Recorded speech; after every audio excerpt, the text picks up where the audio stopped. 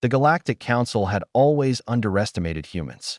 They were a young species, barely 3 centuries into space travel, yet they had an infuriating habit of turning the impossible into reality through sheer stubborn determination.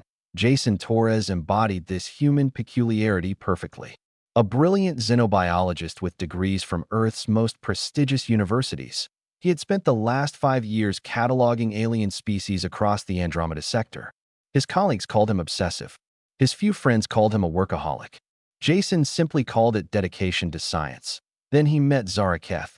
She was a Valerian, one of the most enigmatic species in known space. With luminescent skin that shifted between azure and violet, crystalline eyes that could see into the infrared spectrum, and a grace that defied conventional physics, Valerians were considered the pinnacle of biological evolution. They were also notoriously private, rarely mingling with other species beyond diplomatic necessities. Their encounter at the Interstellar Research Symposium on Station Kepler 442 had been purely accidental. Jason had been presenting his findings on cross-species protein synthesis when Zara Keth, attending as an observer, challenged his methodology with a question so insightful it forced him to reconsider 3 years of research. What followed was an intellectual dance that lasted hours, then days, then weeks. Two brilliant minds from opposite ends of the galaxy, finding common ground in the universal language of science. Somewhere between debating quantum biology and exploring bioluminescent fungi in the station's xenobotanical gardens, professional admiration became something deeper. The night they finally gave in to their feelings, neither had considered the consequences. Valerian and human biology were supposed to be incompatible. Every xenobiological text said so.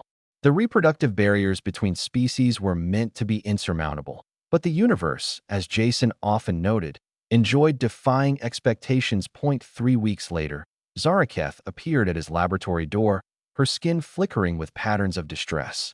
The pregnancy test, adapted for Valerian physiology, was unmistakably positive. Jason's response was immediate and characteristically human.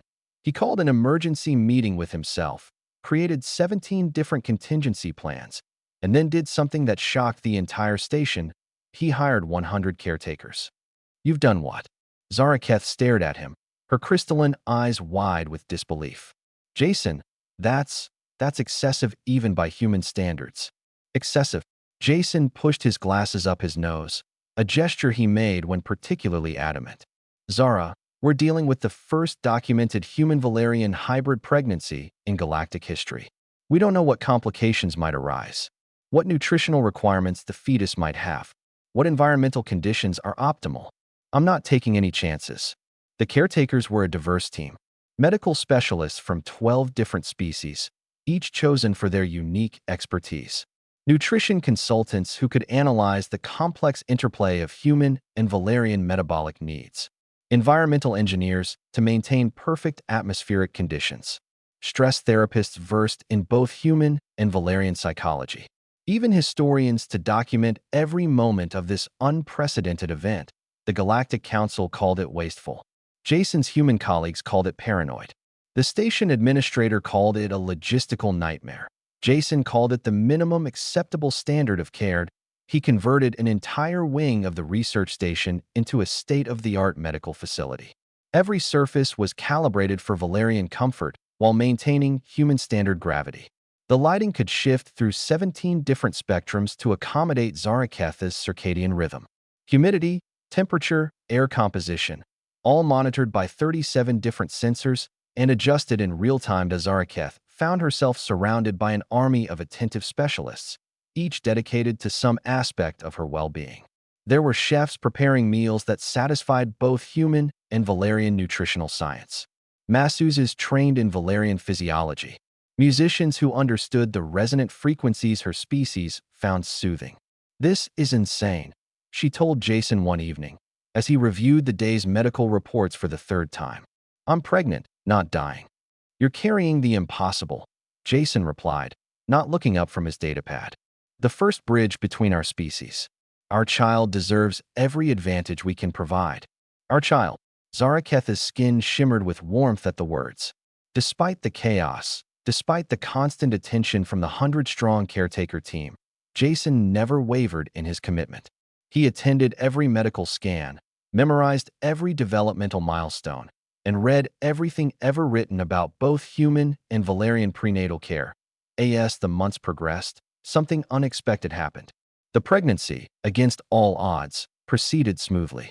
The hybrid fetus demonstrated remarkable adaptability, incorporating beneficial traits from both species. The medical team, initially prepared for constant crises, found themselves merely observing a biological miracle unfold. But Jason never reduced the caretaker team. If anything, he became more attentive as the due date approached. When Emma, named after Jason's grandmother and carrying the Valerian designation Zara Lynn, finally entered the world, she did so surrounded by the most comprehensive medical team ever assembled for a single birth. She emerged with her mother's luminescent skin and her father's distinctive brown eyes, crying with a voice that somehow harmonized in frequencies both species found beautiful. The Galactic Council, which had initially condemned Jason's excessive measures as wasteful human paranoia, quietly began commissioning studies on his methods. The 100 Caretakers became the foundation for the galaxy's first interspecies reproductive health institute. But Jason paid little attention to his sudden fame. He was too busy staring at his daughter, marveling at her tiny hands that could already grip with surprising strength, watching the patterns of light dance across her skin in response to her emotions. Was it worth it? Zaraketh asked, exhausted but radiant as she held their daughter. All the expense, the logistics, the criticism? Jason looked at Emma, then at Zaraketh, and smiled with the absolute certainty that had driven him to defy conventional wisdom from the start. I'd have hired 1,000.